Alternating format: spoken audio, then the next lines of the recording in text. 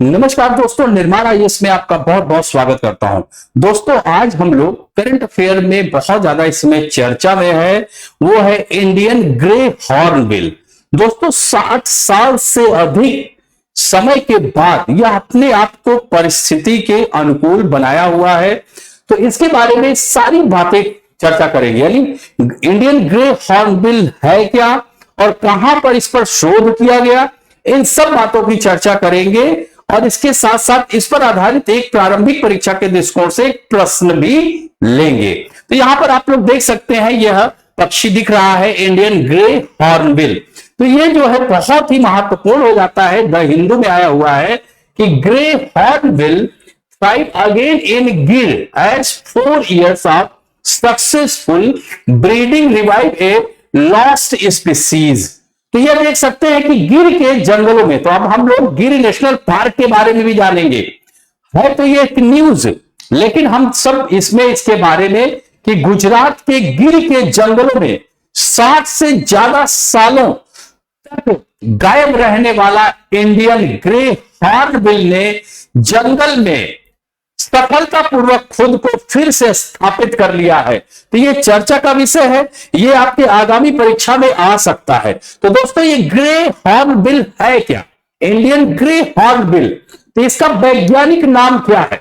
तो इसका वैज्ञानिक नाम यहां पर आपको दिख रहा होगा, ओसिसेरोस बैरोस्ट्रिस है। इसका वैज्ञानिक नाम क्या है? ओसिसेरोस बैरोस्ट्रिस है। हाँ, बैरोस्ट्रिस याद रखेंगे। देखिए कितना सुंदर पक्षी है देखने में, और यह बुसेरोटिडे परिवार से बिलोंग करता है। किस परिवार से? बुसेरोटिडे परिवार से यह बिलोंग करता है। और इसका आवास कहां है, ये कहां रहता है? तो यह इसके जो शुष्क यानी ड्राई डेसिडुअस फॉरेस्ट में यह अपने आप को अनुकूल समझता है, और यह खुले जंगलों में रहता है। नदियों के किनारों के जंगलों के आसपास यह पाया जाता है, यह फल उद्यानों में पाया जाता है। इसके साथ साथ शहरी पार्क में भी यह पाया जाता है। दोस्तों, फिर पूछा जा सकता है कि इंडियन ग्रे हॉर्न बिल, इसका भोजन क्या है, इसका आहार क्या है? यह मुख्य रूप से अगर बात की जाए तो फल, यहां पर देख सकते हैं मुख्य रूप से फल, साथ ही छोटे छोटे कीड़े मकोड़े भी यह खाता है। सरीसृप जीवों को भी यह भक्षण करता है। छोटे छोटे रीढ़धारी जीवों को भी यह भक्षण करता है। याद रखेंगे, भोजन क्या करता है, इसका आवास कहां है। और दोस्तों, एक सबसे महत्वपूर्ण जो दिलचस्प फैक्ट है कि इसके प्रजनन का अनोखा व्यवहार होता है। यानी घोंसला बनाते समय यहां पर देख सकते हैं कि जो मादा हॉर्नबिल होती है वह पेड़ के खोखले हिस्से, जैसे पेड़ों को देखिए अंदर जो है पक्षी पाए जाते हैं ना बिल में, तो यह खोखले हिस्से में खुद को बंद कर लेती है, जबकि नर उसे खाना खिलाता है। तो यह इसकी प्रजनन का एक अनोखा व्यवहार है। और दोस्तों, IUCN की रेड लिस्ट में ये बहुत ही इंपॉर्टेंट है कि इसे लीस्ट कंसर्न यानी कम चिंता वाली श्रेणी में रखा गया है। यानी लीस्ट कंसर्न, कम चिंता वाली श्रेणी में इसे रखा गया है।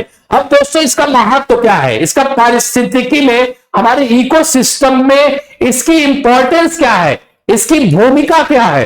तो यह जो इंडियन ग्रे हॉर्नबिल है, यह दूर दूर तक बीजों को, अब जैसे देख सकते हैं ये पक्षी है, कई बार देखिए ना, यहां पर उसने फल खाया, उसके बीज को अपने चोंच या अपने पैरों से एक स्थान से दूसरे स्थान पर ले जाने का काम करता है। तो ये फैलाने का काम करता है, और यह निम्नलिखित कामों में मदद करता है, जैसे जंगलों को फिर से उगाना। यानी जंगलों को फिर से उगाने का मतलब क्या है कि वहां पर ढेर सारी वनस्पतियां उसके बीजों को एक स्थान से दूसरे स्थान पे ले जाता है।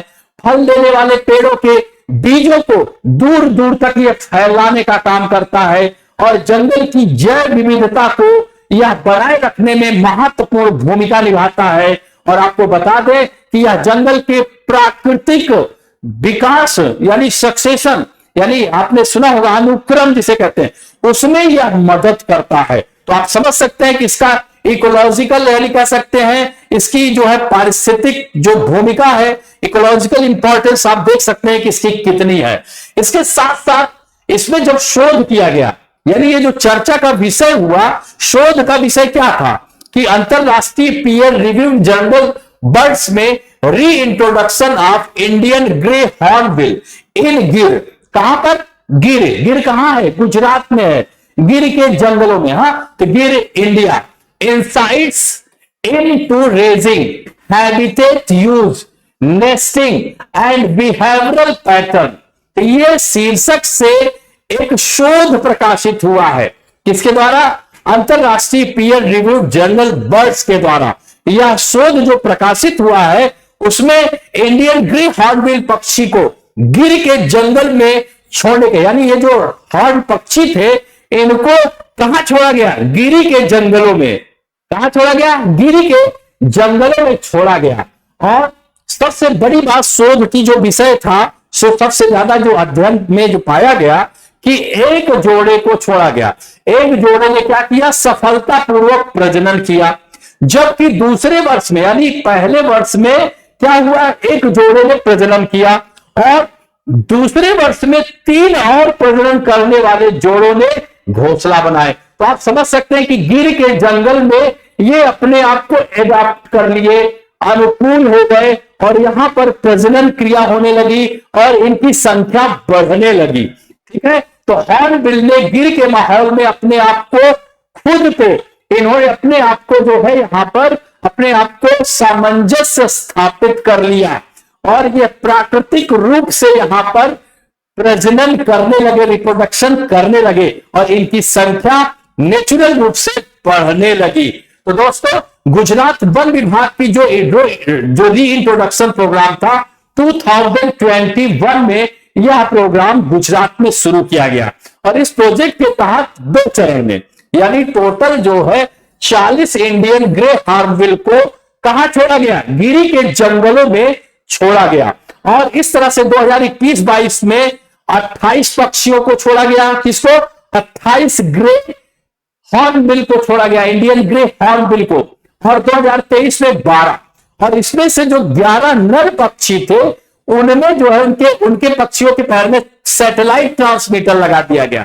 तो इस सैटेलाइट ट्रांसमीटर के जरिए हमारी जो टीम थी, वैज्ञानिकों की टीम ने उनकी हर गतिविधियों पर नजर रखी, उनके रहने की जगह कहां थी, वो प्रजनन व्यवहार पर उनके नजर रखा गया। और अध्ययन में विशेषज्ञों को यही महसूस हुआ, उन्होंने यह पाया अध्ययन में कि यह जो है गिर में परिस्थितियां इंडियन ग्रे हॉर्नबिल के लिए काफी अनुकूल हो गई हैं। इसीलिए दोस्तों यह चर्चा का विषय हो गया, द हिंदू में यह आया।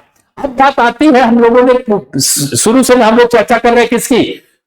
गिर के वन की। तो गिर वन नेशनल पार्क है कहां? हमने तो इस इंडियन ग्रे हॉर्नबिल के बारे में चर्चा कर ली।